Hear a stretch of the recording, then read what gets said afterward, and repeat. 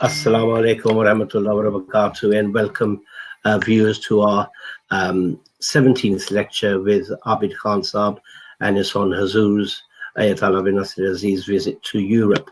So without wasting any time, if I could ask Haris Saab if he could recite a portion of the Holy Quran, please, Haris. أعوذ بالله من الشيطان الرجيم بسم الله الرحمن الرحيم لقد جاءكم رسول من أنفسكم عزيز عليه ما عنتم حريص عليكم بالمؤمنين رؤوف رحيم. Translation: I seek refuge with Allah from Satan the accursed. In the name of Allah, the gracious, the merciful. Surely a messenger has come unto you from among yourself. Grievous to him is that you should fall into trouble. He is ardently desirous of your welfare, and to the believers he is compassionate, merciful. Surah Al-Tawbah, chapter 9, verse 128. Jazakallah, Haris, very well recited there. So I have the pleasure of introducing Abid Khan Saib, a dear friend, and mashallah, he's a press secretary for the Ahmadiyya Muslim community and a very humble soul. So we're very humbled to have him here. So I won't waste any time because to get his knowledge is the best. So Abid Saib, if I could turn to you and if you could start your lecture, and then inshallah, last 15-20 minutes, we can have some questions. Auzu billahi minash shaitanir rajim. Bismillahir rahmanir rahim. Jazakallah Nadeem Saab. It's really nice to be with all the viewers, and it's a new experience for me. I've done quite a few Zoom meetings by now, but this is my first Zoom talk or Zoom lecture, whatever it's the formal title is. But mashallah, it's a really good initiative that has been taken by the UK Talim department, that I think every single day during Ramadan, or almost every day, they have organized these talks through which members of the Jamaat are able to take a lot of benefit. And so Jazakallah to the Talim department.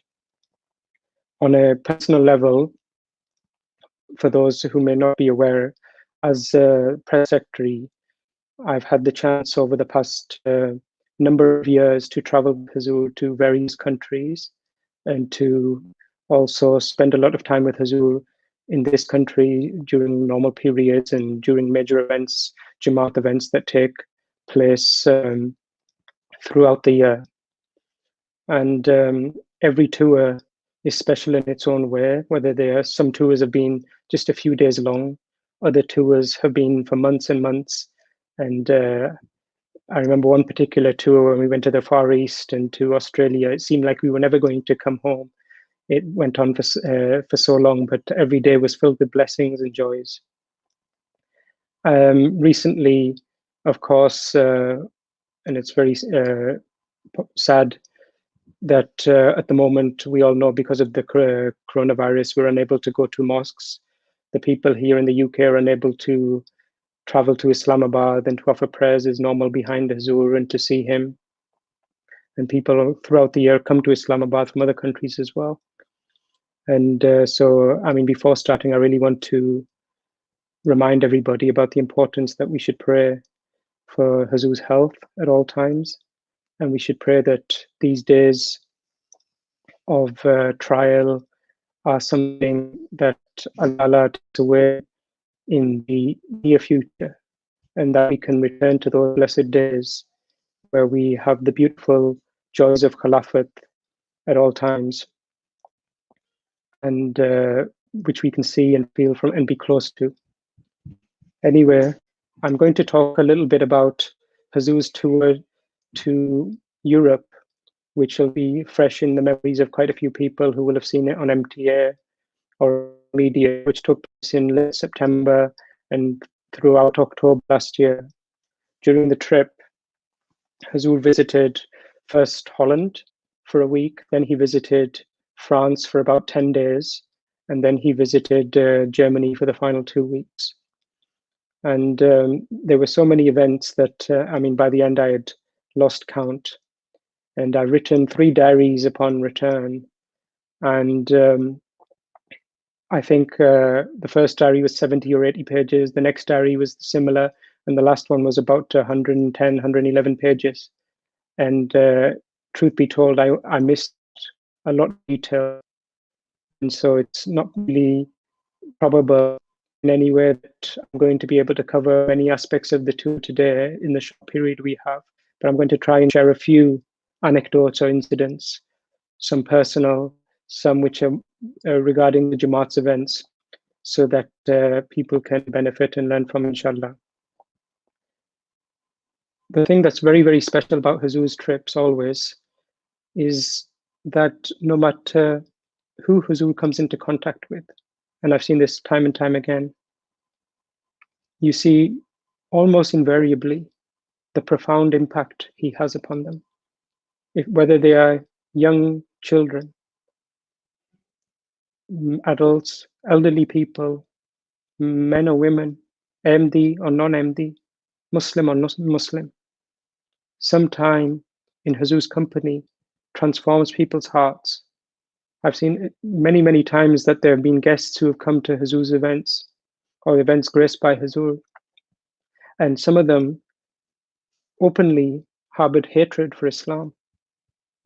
And by the time of the end of the event, when I've gone to meet them and to discuss the event with them, they have spoken about how their views completely have been transformed. Sometimes it's through Huzur's words and how he describes and explains Islam's true teachings. But on many occasions, it is just even by seeing him or hearing his voice, people come to realize that Islam is a peaceful and peaceful religion, and all the things that are said about it and all the people who malign it are patently false. I remember on this trip, we had a very interesting moment. On the very first morning, we left Islamabad, and as per the usual way when we were traveling to Europe, Huzur's kafla went by the Channel Tunnel, which is at Folkestone. And so we drove to Folkestone, and we stopped there for a few minutes, and Huzur went to the service area for a few minutes until it was time to board the train. After about 10 or 15 minutes, we returned to our vehicles. And so I went back to the vehicle I was sitting in.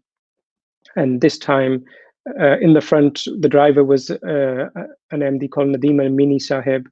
And there was a security guard called Khwaja Qudus Sahib. And then I was in the back, and next to me, there was just a pile of luggage because I think all the booths had been filled with people's luggage, and there was a lot of luggage being taken because it was a longer trip. And so I just put my seatbelt on, and suddenly the door to the other side of where I was sat suddenly opened, and to my shock, Huzur was standing there. And myself and Nadeem Amini, we were completely confused. We didn't know whether we should step outside the vehicle out of respect for Huzur, or does he want us to stay in the vehicle? In the end, we decided, I think it was just, we sat there, and Huzur started asking about the car because it was a new car that Nadeem was bringing on the vehicle. And so Huzur took the opportunity to give those few seconds to bless the car. And there was so much luggage to the side. And I remember thinking that I wish there wasn't so much luggage here. If it was empty, then you never know that Huzur might have come and sat down with me for a few seconds. But anyway, Huzur had a good look, and then he returned to his vehicle. We traveled to Holland first.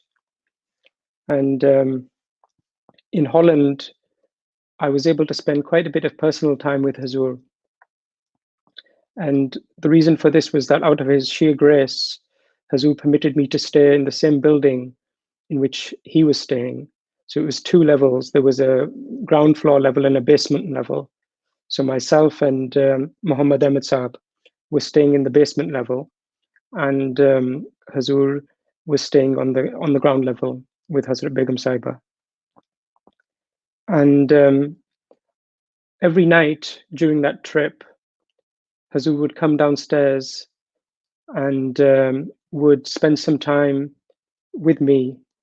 And those moments, I look back on them and they're extremely, extremely precious, because sometimes Huzur would ask me about my day, who I'd met, or what things I had seen. Huzur would tell about his day, which is a great privilege, about some of the mulaqats or the meetings that he had. He would give guidance about Jamaat issues that might have arisen, and which I took the opportunity to present. But it was always done in a very informal way, which was a rare privilege. Sometimes Huzur would be sat, there was a single seated sofa there, so sometimes he would sit there. Sometimes he would pace in the room, which was the dining room, and would walk back and forth. And whilst he was walking, he would talk. And then sometimes whilst we were talking, Huzur would notice things that needed fixing or correcting. For example, we used to have some fruit on the table, and every night Huzur would come and have a look. And then after a couple of days, he said, "Now it's the time to put the fruit in the fridge, otherwise it's going to go off." And then Huzur would take it himself. Huzur would see if there was I remember there was some biscuits and cakes and stuff, and for a few days they were unopened, and they remained unopened. So then Huzur told me, he said that these are for you, you should eat them. So those moments were always extremely precious. And as I said, during those times, Huzur would give guidance as well. One evening, I remember Huzur told me that I should improve my Urdu. And he said that it was very important not only to improve Urdu, but to continue to try and increase religious knowledge. And Huzur would say that I should read books of the Promised Messiah every day as much as possible, but not to try and read it cover to cover, because if I try to read it cover to cover, then it becomes more difficult to keep concentration sometimes. So he said to take a portion, read it 3 or 4 or 5 times, and try and understand its meaning. Thereafter, in Holland itself, there was, of course, the Jalsa Salana. And during the Jalsa, they held an event for guests. And in his speech this time in Holland to the guests, Huzur spoke a lot about the difference between inner peace and outer peace. And I think that's something that's quite important for MDs as well to understand. That Huzur said that people can be rich, can be wealthy, but that doesn't mean that they're peaceful in their hearts. He gave a very beautiful example, or a very pertinent example of, there could be a lady who is the richest lady in the world, have all that she needs. But if her child is missing, then she would be frantic and desperate, just as a poor person would be. And so that the real thing was attaining mental peace. And Huzur said that in the lecture, after going through this, Huzur said the ultimate way to gain peace is by developing a relationship with God Almighty through prayers and supplications, through trying to follow the teachings of the Holy Quran, and that this was the means. And Huzur said that people say that in this time or in this era, religion is the cause of a lack of peace in the world, is the cause of wars. But I say the opposite. Huzur said actually it's the solution. It's the means to peace in the world. Wherever Huzur has an address, it always has such a profound impact upon the people. Again, time and time again, I've met people who spoke about how they had feelings of resentment or fear about Islam. But when they met Huzur or they heard his address, all those fears dissipated. And the same was true in Holland and in the future addresses. In Holland, there's been a campaigner against Islam, Geert Wilders, who's a politician, who's spoken filthy lies about the Holy Quran, about the about the Holy Prophet sallallahu alaihi wasallam, time and time again. And many of the guests who I met that day after listening to Huzur's address, they said that people in Holland must listen to the words of your Khalifa because a lot of them are being brainwashed by the propaganda of people like Mr. Wilders. And that's why a lot of people have this fear of Islam. And so it's your duty as a community to spread those words of your Khalifa and the way he explains Islam in the most beautiful way. I remember a lady who I met who, after listening to Huzur's address, she was angry, and and very, very passionate. So then she explained why she was angry. She said that your Khalifa has done such a great gesture by coming all this way to explain the teachings of Islam. He is such a wonderful personality. He is such a great personality. And so I'm angry that the leaders of our country, the Prime Minister, and the senior members of the government, they should have been here to listen to his message. They should have been here to receive him. So people are starting to, a lot of people, wherever Huzur goes, start to realize the blessings of Islam and his impact is extreme. I remember you also have these moments where you see the majesty of Khilafat, and every now and then the Huzur will say something or he will take some action that just reminds you the great status of Khilafat and how much faith Khalifa Waqt has, complete and utter faith in the teachings of Islam. To give one incident that I recall was just before the tour. Actually, Huzur was preparing for some of his addresses, and which he was going to deliver on the tour. And he was preparing an address for UNESCO, which was, of course, in Paris, where he was going to deliver an address. And the Jamaat secretary, Amure Kharja, from France, had phoned me the day before, and he told me that previously it had been agreed that there would be tilawat of the Holy Quran to start the UNESCO function, as is traditional at our events.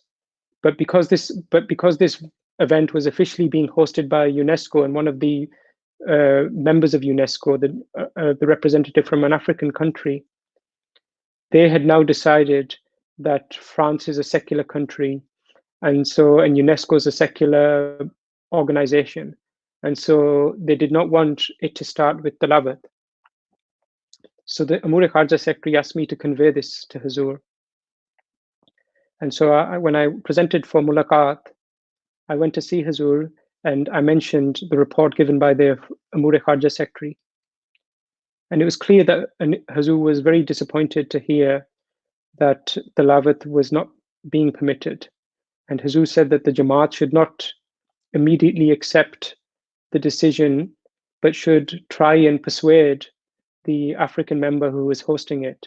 And Huzur was aware that he himself was a Muslim. And so Huzur said to him, tell him that your own honor and respect for the Holy Quran should persuade you and should motivate you to make sure that this event starts with the tilawat.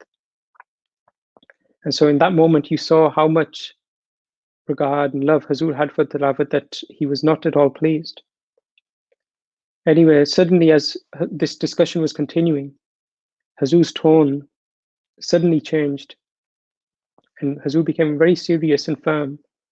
And Huzur said that, will they try and stop me from doing tilawat at the start of my speech? And upon this, I was quite startled. I wasn't expecting Huzur to ask this question, but I responded, Huzur, that of course, nobody can stop you from starting your speech with Beloved. And that thought had never occurred to me. It was the formal event that they had decided that shouldn't start with Beloved. And then Huzur said that if at that moment when I'm starting to deliver my speech, they try and stop me from saying the words Bismillahir Rahmanir Rahim, I will walk out of that hall without delivering my speech. I was really stunned.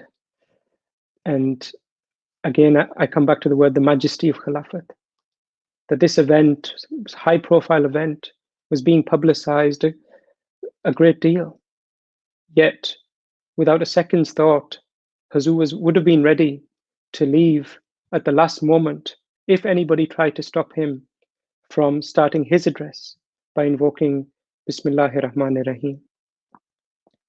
And of course, Alhamdulillah, it didn't come to that. And Huzur was able to start his address in the traditional way. And then Huzur in UNESCO delivered a truly outstanding address, which I think it was not just for external people, but every Ahmadi should listen to that address. Huzur spoke about how the Holy Prophet ﷺ had been the champion of education and giving the rights to people. And then Huzur also spoke in detail about the contribution of Muslims in the Middle Ages to science and to learning, and how they've been pioneers in so many fields. And I remember when Huzur was preparing his notes for this speech at UNESCO, I was able to take dictation. And so as Huzur was dictating, he was mentioning quite a few of these famous Muslim scientists from the Middle Ages. And Huzur then concluded his dictation and told me to type it up and print it and bring it back for him.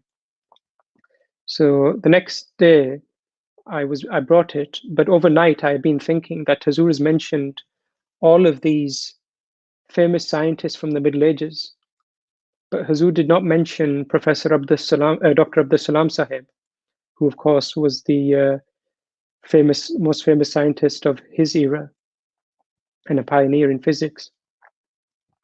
And so I was thinking overnight that should I mention this to Huzur to see if he would like to add it to his address. However, part of me was thinking, and quite a strong part of me, that it's not appropriate for me to suggest anything. Khalifa Waqt is, of course, guided by Allah Ta'ala. And so for me to suggest anything is inappropriate. And so I was wrestling with these thoughts, and I presented to Huzur's office the next day. And just as I was about to inform Huzur that I prepared the dictation, I typed it up, Huzur himself said to me, he said that last night I was in my home and it occurred to me that I have omitted mention of Dr. Abdus Salam. And at the time while I was dictating, I forgot to mention him. And so, but it is very important that I do mention him. And so then Huzur then dictated some further lines about Dr. Salam and how he was inspired by the Holy Quran at every stage of his life and every stage of his learning.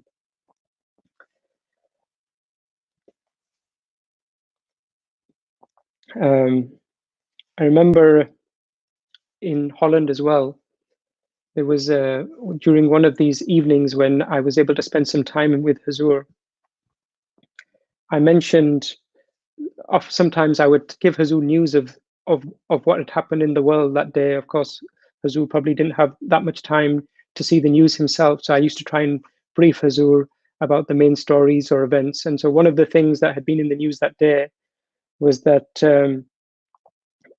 a Christian pastor or priest who was a very strong supporter of President Donald Trump in America had made a comment that if Donald Trump is impeached, then it could lead to a civil war in the United States. At that time, these impeachment proceedings were taking place or were in full swing. And I mentioned to Huzur how now, over the past year, 18 months, I had seen various references to the potential to civil war in America. Whereas Huzur had made comments during a TV interview in Canada in 2016 about the possibility of there being a civil war in America if the American president failed to uphold the rights of all people fairly and advocated and implemented extreme policies. And at the time, I remember the person who was interviewing Huzur seemed very stunned at Huzur's comment. And I think it was not only him, but also a lot of the viewers, even MD viewers living in the United States perhaps, were quite stunned by Huzur's assertion. It had never occurred to anybody that civil war could still take place in a country like America. This is something of yesteryear. But now, the way Allah Ta'ala fulfills, or at least shows how there is always wisdom in the words of Khalifa Waqt. Now, other people have been speculating, including that pastor. And so I mentioned this to Huzur, and I remember Huzur said that he told me that evening that he himself did not know why he had said the word civil war in his interview in Canada.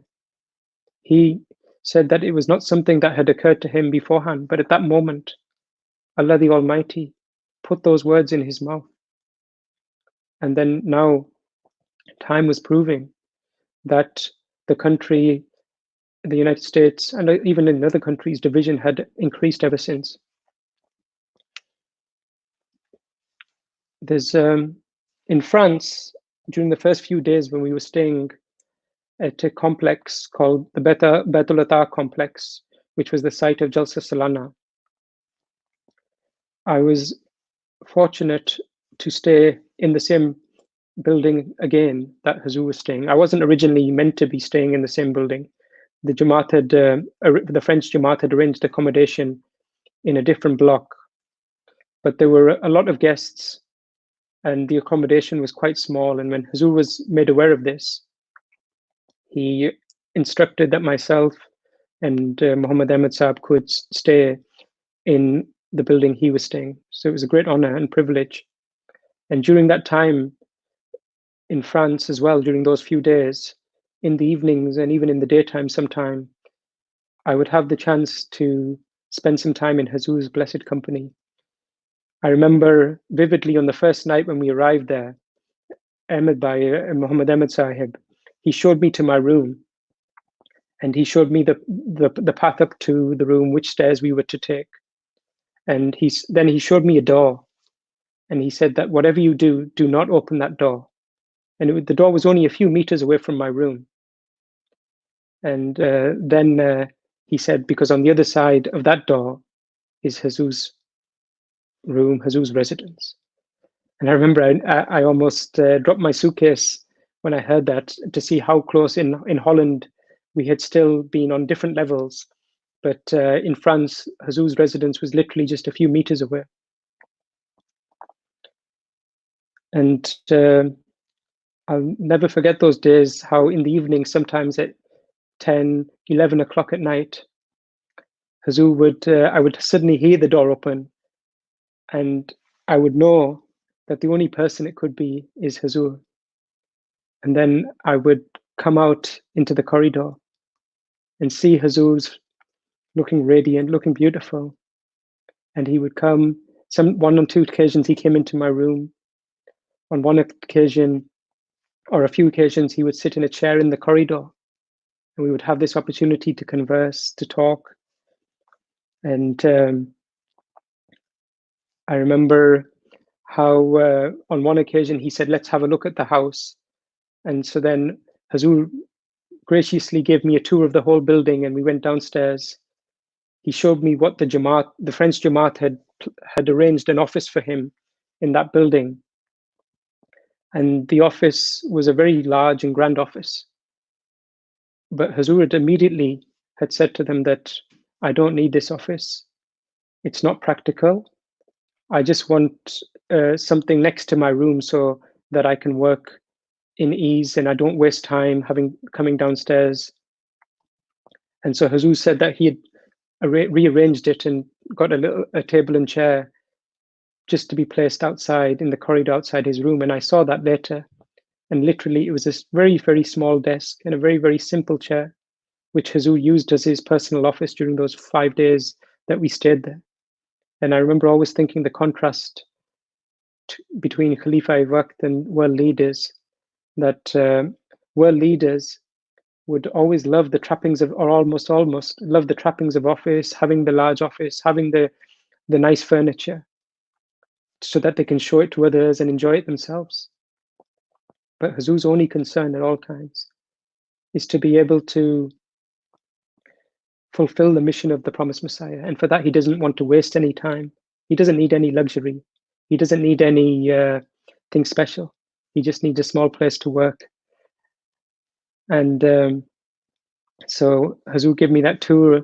And I remember when we got to the kitchen, there was a patio outside, and the patio was very pleasant. And outside, you could see that there was a countryside area.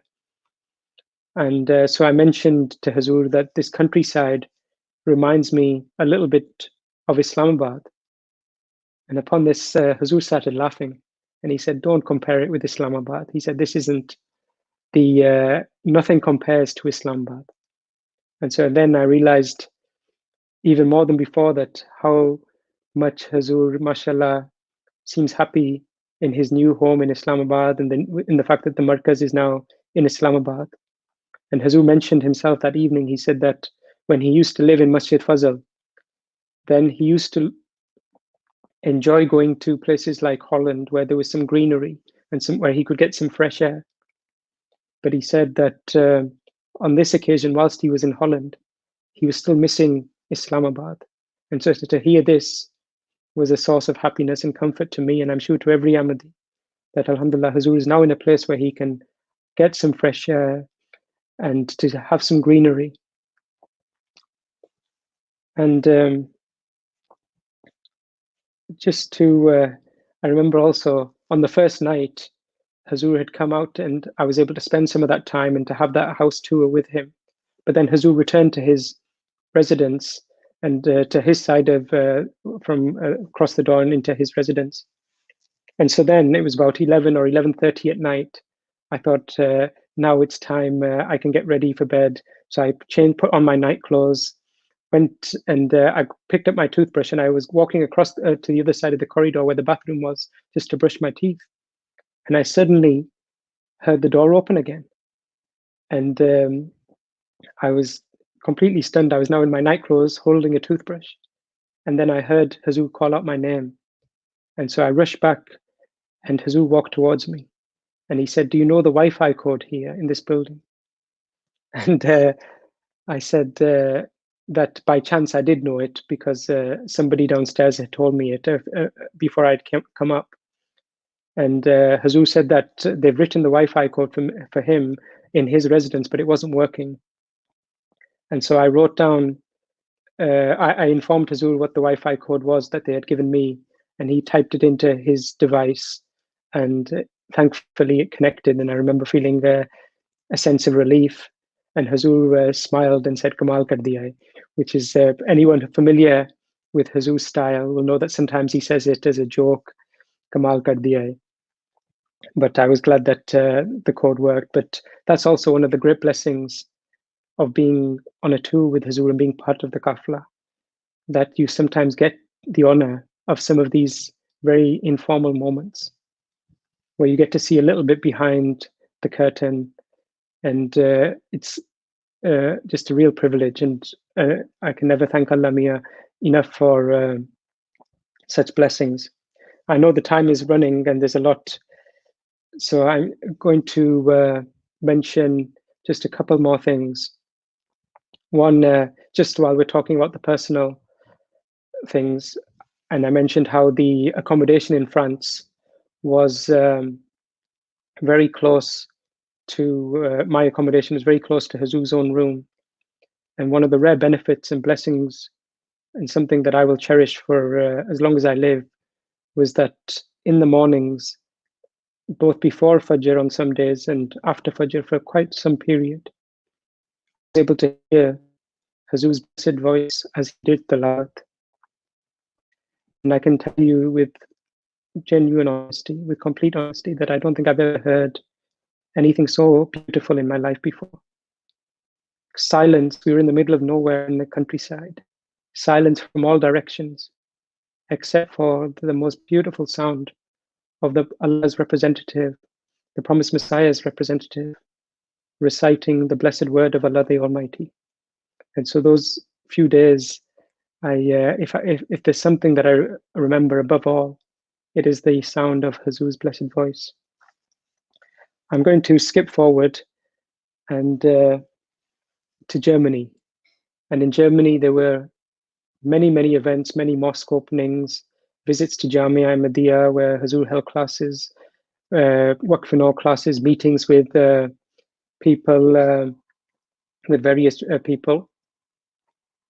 But probably the highlight of the event was the reception, a highlight of the tour, I should say, was the reception in Berlin, where Huzur gave an address about civilization and culture, and whether Islam is a threat to Western civilization, Western culture.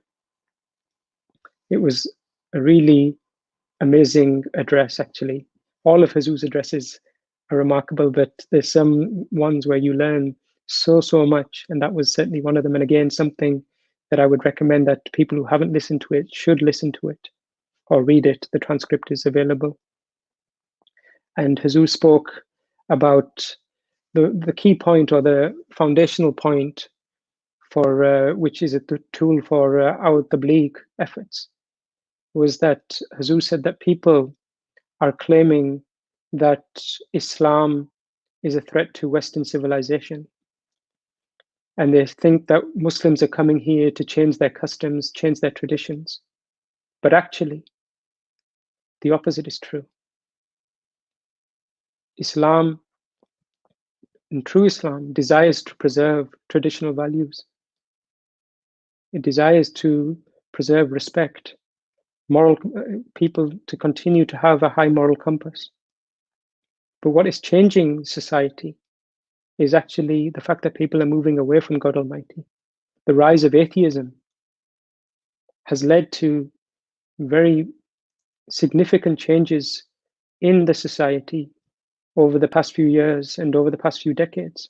Some things that were considered unthinkable in the West just a few years ago are now considered to be not only acceptable, but actively encouraged.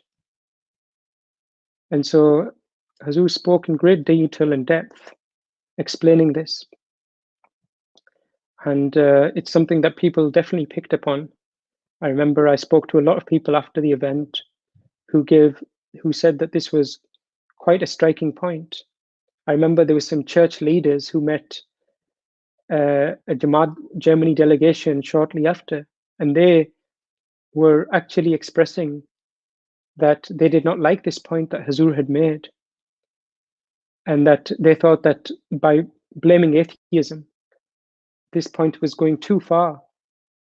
And it's very strange, and I think it shows the standards of how even so-called religious people are moving away from the faith, that the church leaders would find, would not be happy that a leader is calling people towards religion and saying that people should preserve their traditional values. Of course, they must have their own agenda, which is why they did not necessarily appreciate it, but certainly it gave everybody pause for thought. Huzur had an interview with a journalist the next day, and that was the first point that she raised, that this is something that new, that you have raised, that you are saying that atheism and the fact that people are moving away from God Almighty is the cause of so many problems in the world, and is the real risk to Western civilization. Alhamdulillah, the event was very blessed. I'm just going to end on another note, that following the event, Huzur proceeded back to the mosque in Berlin. But the hotel where the event was held was exactly in the center of Berlin, and just a few hundred yards from a very famous landmark in Germany called the Brandenburg Gate.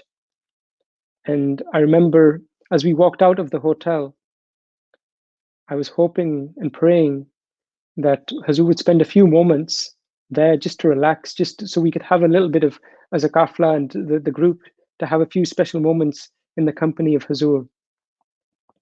And I think I wasn't the only one who was thinking this, because when we came out and Huzur started walking towards his car, Amir Sahib, Germany, asked Huzur that, Huzur, we are right near the Brandenburg Gate. If you permit, the kafla and the other members here could have a photo with beloved Huzur. But Huzur said, it's time for namaz. It's better that we go straight back to the mosque. And upon this, another member of the group again reiterated that, Huzur, if we could have a few, it would only take a few seconds. So seeing that a few members of the group would desire this opportunity, Huzur started walking suddenly towards the Brandenburg Gate with a smile on his face.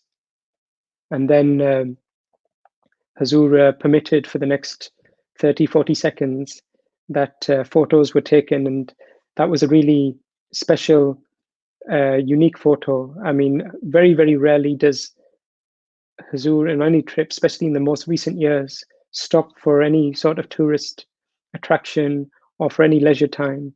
Almost all of Huzur's stays are spent in the mosque or wherever the Jamaat events are being held. And but those few moments after such a blessed event and after such a blessed tour, as the tour was coming towards its end, really stick with me. And whenever I look at that photo, it brings back really, really special memories. And we should just, as I said at the beginning, we should all pray that we pass through this period as quickly as possible. And I'm quite sure that I speak for a lot of people, a lot of MDs, that when inshallah things return to normal, we will never hopefully take things for granted again. Sometimes you do become guilty of taking things for granted, but our Jamaat events, our Jalsas, our Istamars, even our local events, the opportunity to offer prayers in congregation, these are all great, great blessings of Allah the Almighty. And anyway, with that, I'll hand back over to Nadeem Sahib, and Jazakallah for the opportunity. And if there are any questions, happy to answer.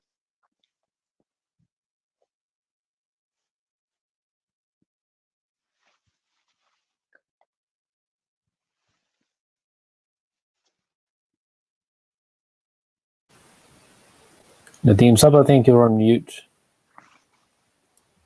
There goes my claim to fame of saying such nice things that you couldn't hear me. But I wanted to say Jazakallah Abid Saab for your lovely lecture there. And we've got plenty of questions actually lined up, so we'll try to pair them if we can.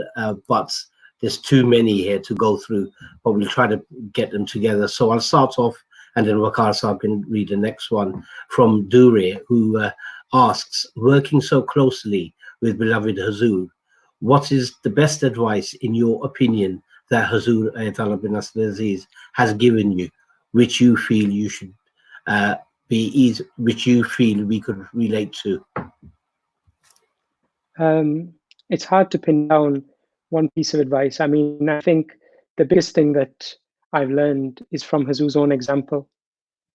The thing is that they say the great leaders are those who lead by example, and I don't think there's anybody in the world who comes close to matching Huzur's example. From morning till evening, he is so devoted to serving the Jamaat. Through the night, we know he is devoted, praying for all of us and feeling whatever pain and suffering that we have. And putting everything else aside, his family life, his personal needs, for the sake of the Jamaat. So the biggest example which we all have is Huzur's own conduct, his own. And I can tell you from but for spending a lot of personal time in Huzur's company, that in the personal private sphere, I've seen for years on years that in every single aspect of his life, Huzur is a true reflection of Islam's teachings. There have been so many things that sometimes you're left humbled by, and above all, Huzur's humility. I remember there's been several times I've seen things, some paper or some pencil or something has fallen in Huzur's office. And it's always been obviously my desire to rush forward, to pick it up. But invariably, Huzur likes to do these jobs himself, and he tells you, you do your job, which is to give your report, and I can pick up these things. And when you see those little things, you realize how Huzur follows the example of the Holy Prophet ﷺ of doing his own tasks as much as possible. In terms of advice, just in an office sense, I remember when I had my first ever Daftari Mulaqat, and this is going back 13 years ago, I think, Huzur said, I'm going to give you one piece of advice today, and that is that if you ever have a question, you should not ask anybody else, ask me. And that was a real huge blessing, something that I cannot ever describe, actually, how much it meant to me and how much I have taken benefit, probably too much benefit of that.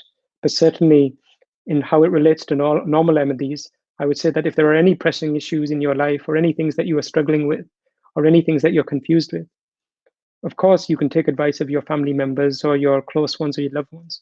But the best person always to take advice from is beloved Huzur, so you should write to him.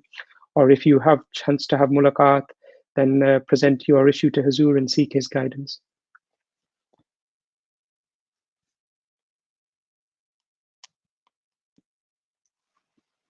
Jazakallah Nadeem Saab. Abid Saab, the next question, I'm just going to combine a couple of the questions. One is from Faraz, who asks, how do you personally prepare yourself when you're in Huzur's company? And I'm going to combine that with a question from Salim Ahmed, who asks, when you do travel with Huzur, Sayyid bin Aziz, how do you remember everything? And what do you choose to include or exclude in your diary accounts? It's both good questions, Jazakallah. Preparing for mulaqat, obviously you can prepare as much as you can humanly possible, and which I do, that I try to, which means preparing my notes. I have to give Huzur a briefing on most days about world affairs and the media effects also relating to my office. So any things that in an official capacity that I might be presenting, I try to make sure that I understand as much as possible, and I have some information in case Huzur asks follow-up questions. But sometimes Huzur will ask questions that never occurred to me, and so then I find myself having to think on my feet, often failing. But to be honest, the best way to prepare after all the human is istighfar, and to do dua, and as much as possible before mulaqat. And this is something, no matter how many times you have mulaqat, those moments where you're seated outside Huzur's office, waiting for the door to open and Private Secretary Saab to say that Huzur is now calling you. I know that for a fact that if they checked my heart rate every single day during those moments, they would be higher. So, and sometimes you do, in fact, quite often will say things that sometimes you might regret, or you realize that it wasn't quite the information Huzur required that you have presented. So you just have to continually do istighfar and try to ensure that you're prepared as possible. In terms of my diaries, yes, it's certainly not possible to cover everything. It's not possible to remember everything, but I do try to take as detailed notes as possible. And then when it comes to what I include, I guess it's just a matter of things that I think I find perhaps even more interesting or more unique that I try to include, or sometimes which I think that people might find more interesting. But there are often things that I leave out, which I wish that if I could have written something longer, that I think they would have been of interest to people. And then before presenting publishing the diaries or the reports, I always show them to Huzur. And almost in every diary, I realize that I've made some sort of mistake, which Huzur corrects, that I might have misquoted somewhere, or I might have remembered the facts slightly incorrectly or noted them down incorrectly. But it's amazing how sharp Huzur's memory is, that he remembers what exactly he said or what the other person said. And then in this way, he corrects me. In the recent diaries of this tour, actually, there were a number of occasions where the final version that was published was actually different to the version that I had submitted to Huzur. And that was because Huzur had reminded me of some things that I had miswritten or made errors. Jazakallah, Abid Saab. I'm going to pair up two questions as well. Hakeem Mensha asks, are there any do's and don'ts for mulaqat? And if so, can you mention them? And then Shaista Ahmed asks, and she obviously says, Jazakallah for your diaries. They're really informative. And then she asks, when is the next one due to be published? Is there one in the pipeline? Jazakallah. In terms of do's and don'ts, I think I'll refer back to my previous answer that you should make sure that if you have something you want to present, whether it's your personal, you should make sure you have all the information so that if Huzur asks any questions, you have that ready. You must make sure you pray to give sadaqah before you go in to see Huzur. During mulaqat, I think you soon realize when you see the nur on Huzur's face, and you just how great a person and status of Khilafat. And that should naturally you more humble when you see the greatness of Khilafat.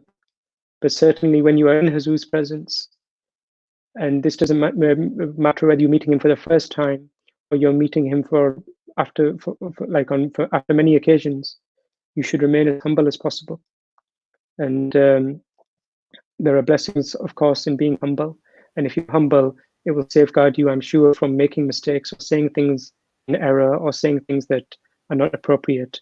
Jazakallah to the other questioner who's given feedback on the diaries. Jazakallah. I haven't written anything at the moment, but I am making some notes over this period. Obviously, this is quite a unique period in itself. And so I'm making some notes, and we'll see, inshallah, perhaps one day Allah will give me the ability to write something up. Abid Saab, the next two questions are in relation to the impact on your family life and any advice in relation to family. Rabia Shah asks, in relation to your own experiences where Huzur has personally brought you medicine or asked you to call your wife, has Huzur given any advice to you regarding your children? And the second question from Durre is, in your position, you have to spend a lot of time away from your family members. How have you managed this over the last many years? I think in relation to the last point, I've made up for that over the last 2 months, like the rest of us have, due to this coronavirus, we spent a lot more time than we expected at home. But yes, during trips and during tours, you do spend a lot of time away from home. And of course, especially if you've got young family, that can be tricky for your wife and for your children. And so the best you can do is obviously call home as much as possible, try to arrange things if there's anything needed before departure, and that might be needed for the family, and obviously just keep in regular contact. But you always have this reassurance that we're going on the instruction of Huzur, and the blessings of his travel are not just limited to the place he is traveling, but will also, inshallah, extend to our homes as well and keep our families protected. And we've always seen that this is the case. Sometimes the family like the children naturally will become sick or get the flu or get the cold or something or have some problem. So we stay in contact, but if sometimes my children have been more unwell during a trip, then whenever I have the chance, I seek Huzur's prayers during the journey, whenever there's a moment. And Huzur always very lovingly inquires, prescribes medicines, and then you'll find, even though he's so busy, the next day within a few hours even, he will ask for an update how they are doing. And this itself, when you relate back to your family, it lifts their spirits so much. And so the thing is that the blessings of the trip are not limited to those who travel, but are also with the people who are back home as well. And Huzur always in his does give advice about how to look after the children. I mean, just recently my son turned 7, and so I wasn't sure about whether I should be start being strict in terms of salat with him or not. And so I sought Huzur's guidance on that, and Huzur gave guidance about how at this time it is still a time to encourage him with love, and to make sure that try to encourage him to do as many namazing as possible, and to trying to let him know the value of namaz. But it's not the time to be overly strict. And so these type of details and guidance, with the grace of Allah, you get along the way. Jazakallah, Abid Sahaba. Again, I'm going to combine two questions. Umar has asked, before lockdown, was there any place that Huzur Ayatollah bin Nasir Aziz particularly wanted to visit that he hasn't been to before? And then Shaista asks, are you still able to meet Huzur Aqdas virtually during lockdown? In terms of the second question, I'll take a pass on that. I think it's best to keep the official meetings and stuff and how they're conducted in confidence. Certainly without Huzur's permission, I wouldn't feel comfortable answering that. With in terms of the, could you just remind me of what the first question was? Yes, of course. Umar asks, before lockdown, was there any place that Huzur Aqdas wanted to visit that he hasn't been to before? On that, I'm not sure. I certainly hadn't heard anything. Of course, normally during each year, there is some travel. And so there may have been some travel at this point scheduled for some point this year. But of course, everything is now pending, and we'll see when things open up again. Abid Sahab, Ahmed asks, in addition to the accounts that you've already shared through your diaries and today, are there any other examples you can share of how Huzur relaxes, if indeed he does? And there's also quite a few questions in relation to your duties as a press secretary and what that involves. Okay, Jazakallah. Huzur's workload is relentless, but one thing that I've learned and seen is that even within such a relentless schedule, Huzur is able to keep his spirits high. He is always able, he's very positive, mashallah. And whilst he's working, he might stop for a second or a moment and make a joke or tell something light or tell a story. And then you see that within that work period, he is refreshed. And so it's not relaxing in the sense that the rest of us might go to the park or go to the coffee shop or something where we can spend an hour, a couple of hours with the family. But even in like for 30 seconds or 40 seconds, Huzur might spend some time. I mentioned before that I sometimes take dictation for some of Huzur's addresses. And sometimes the dictation can go on for an hour, 2 hours even. And most of the time is spent with Huzur working relentlessly, giving dictation or researching things. But then he might stop for a moment, and then he will tell a story or an old anecdote of his family or of his child or these type of things where we get to benefit, or I get to benefit from that moment. But also you see that for 30 or 40 seconds, Huzur's relaxing. I remember, this is going back a few years, back to the Masjid Fazl era, that next to Huzur's office, there was a very, very small garden adjacent to it. And a few times Huzur would invite me into the garden, and Huzur would trim the plants that were growing. There were some fruit trees there, and Huzur would trim them. And I remember on one occasion, it was obviously, there's a lot of airplanes that travel above the Masjid Fazl area. And for 4 or 5 minutes, Huzur just looked up at the sky and started to see which planes were flying past. And he was trying to decipher from that distance which airlines they were. And he was asking me, and I was completely useless at it. But it was a really nice moment. So within his busy schedule, Huzur does find a few moments. And of course, in his home, I'm sure whenever he has a chance, he spends a little bit of time with his family as much as possible. Jazakallah, Abid Sahab. I wish we could carry on for hours on end, but unfortunately time has caught us up. So it just Exactly. leaves me to, first of all, thank you. Allah bless you for taking the time out of your busy schedule and coming in today virtually and giving our audience the insight that you have. And also, I would like to thank our viewers and just remind them that, inshallah, our next lecture, which will be at 6:45 tonight, is Remembrance of Allah by Muhammad Ibrahim Iqlaf Sahib. So once again, Abid Sahib, Jazakallah, Allah bless you. Assalamu alaikum. Wa alaikum salam.